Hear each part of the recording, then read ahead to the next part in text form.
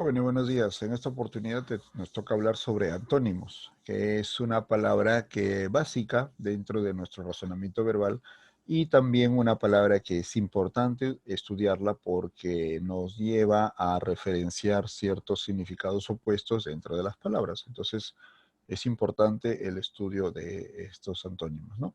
Entonces, a continuación empezamos con algunos conceptos previos. Etimología, unión de dos voces griegas. ¿Cuáles son esas voces griegas? Pues anti, contrario, y onoma, nombre, ¿no? Como ya hemos estado revisando en etimologías, es el estudio el significado verdadero de las palabras, ¿no? Entonces, siempre es importante empezar con la etimología de las palabras para ir conociendo por qué se llama así, cuál es el objetivo de llamarse así. ¿Listo? Muy bien. Como conceptos son aquellos vocablos que pertenecen a un mismo campo semántico, o sea, que pertenecen a una misma familia de palabras, a una familia lexical, ¿listo? Pero como característica que tienen significados diferentes, o sea, siempre son opuestas. Muy bien, listo. Eh, Esto básicamente, ¿por qué se considera? Porque...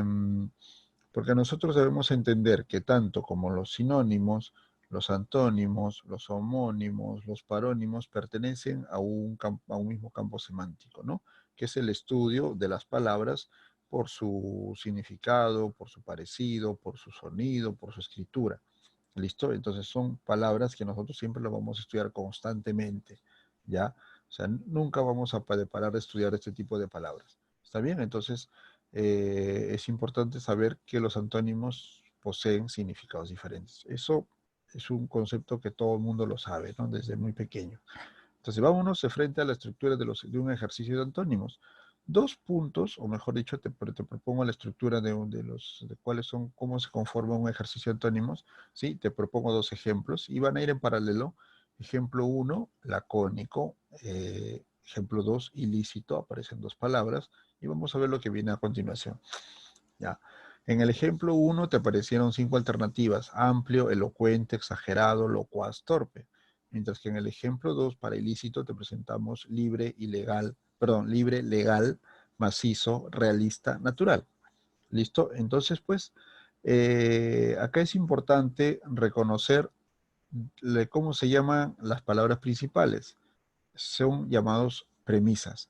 Tanto lacónico como ilícito en ambos ejemplos, la palabra principal, se va a llamar premisa. ¿Sí? ¿Cómo se va a llamar, cómo se van a llamar las alternativas? Se van a llamar alternativas múltiples, ¿sí? Obvio. ¿Listo? ¿Cuáles son? Son los cuatro alternativas que te pueden presentar en un ejercicio o en un examen, ¿no? Entonces, pues, la premisa es la palabra principal, es la palabra que nosotros queremos encontrar. Si en este caso que estamos haciendo antónimos, su antónimo. ¿Listo? ¿Está bien? Y las alternativas múltiples, que es la cantidad propuesta por el profesor. Pueden ser 5, sí, máximo 5 y mínimo 4, ¿no? Entonces, en algunos casos 3, ¿no? Cuando se trabaja con primaria son 3, pero normalmente las alternativas múltiples son 5, ¿no? Ya en secundaria. ¿Listo? ¿Cuál es el procedimiento de solución? Dos pasos, bastante sencillos. Primero, tenemos que determinar el significado de la premisa, o sea, de la palabra principal. Si tú no sabes qué significa aquella palabra, pues no vas a poder avanzar. Entonces, es importante de que tú bastante el desarrollo, pues, desarrolles bastante el significado de las palabras. ¿Sí? Es importante que tú puedas ir reconociendo, a ver, fácilmente, por diferentes métodos, tienes que encontrar un método para que tú puedas encontrar el significado de la premisa. ¿Listo?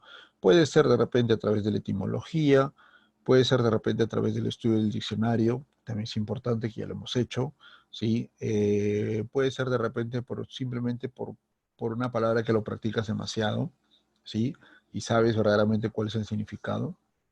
Si conociendo un poco el contexto dentro de una oración, puedes saber cuál es el significado. Tienes que tratar de desarrollar un método para que tú puedas ir aprendiendo el significado de las palabras. Es importantísimo esto, primero. Y dos, establecer el campo semántico y la clase gramatical. O sea, qué relación puede tener la premisa con las alternativas? ¿Está bien? Recuerda que el profesor no te va a poner una alternativa clara frente a las demás. Siempre te va a poner unas dos, tres alternativas que puedan ser, que podrían ser. ¿Listo?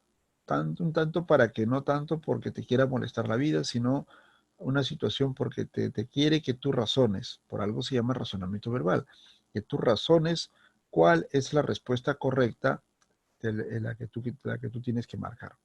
¿Está bien? Entonces, es importante esto que tú puedas entender cuál es el significado de la premisa, ¿no? Y también establecer el campo semántico y la clase gramatical. Dos pasos sencillos, pero que son bastante utilizados o bastante determinados por la práctica misma del desarrollo de esto, ¿no? Entonces, es importante estos dos. ¿Cuáles son las clases de antónimos? Vamos a encontrar principalmente tres clases. En esta oportunidad te voy a explicar tres clases. Primero, los extremos, los que determinan el significado de extremos de una gradualidad. ¿Qué significa una gradualidad? Hay sinónimos o hay palabras que forman un conjunto de gradualidad. Y te voy a poner un ejemplo. ¿Sí? Mira, hay exagerado, abundante, suficiente, escaso. Si te das cuenta, estas cuatro palabras al juntarse están formando una gradualidad. O sea, una, hay un proceso. Exagerado es bastante, es demasiado, ¿no? Abundante, más grande todavía. Suficiente, algo menos. Escaso, muy poco. ¿Listo? Entonces, si tú te das cuenta, las cuatro palabras están en gradita, están en bajada. ¿Listo? Están graduales. ¿Sí? Entonces, pues, cuando hablamos de extremos, significados extremos, entonces, por ejemplo, exagerado, lo más correcto sería el antónimo escaso, porque son los extremos. ¿Está bien? Podría ser exagerado, suficiente también, pero en este caso, si tú estás buscando un antónimo extremo, lo más correcto sería exagerado con escaso, ¿sí? Igualito puede suceder entre antónimos entre abundante y suficiente. ¿Listo? Ojo, ojo, te repito, no significa de que los extremos va a ser exagerado con escaso, siempre, no. En un ejercicio, o cualquier profesor te podría proponer de repente exagerado antónimo con suficiente. Puede ser. O en otros casos, abundante con escaso, por ejemplo. ¿Está bien? Simplemente como para que tú puedas analizar bien las palabras y tú puedas recordar un poco también cuáles son los extremos de cada palabra. ¿Listo? Entonces, para eso tienes que practicar, tienes que leer, tienes que saber muy bien cuáles son los extremos de cada palabra. ¿Listo? En este caso, por ejemplo, en este caso, lo más correcto sería exagerado con escaso. ¿Listo? Son extremos, entonces hay que tener en cuenta esto. Muy bien. Otro tipo de antónimos inversos que son ideas en relaciones opuestas. ¿Sí? Básicamente ideas en relaciones opuestas. Por ejemplo, el antónimo de subir, bajar. Fácil como esa. Son relaciones opuestas. Muy bien. ¿Listo? El último, excluyentes, que implica la negación de un término, mejor dicho, implica que la negación de un término significa la afirmación del otro.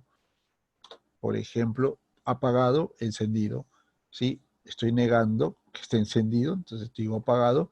Entonces la afirmación del otro sería el antónimo. ¿Listo?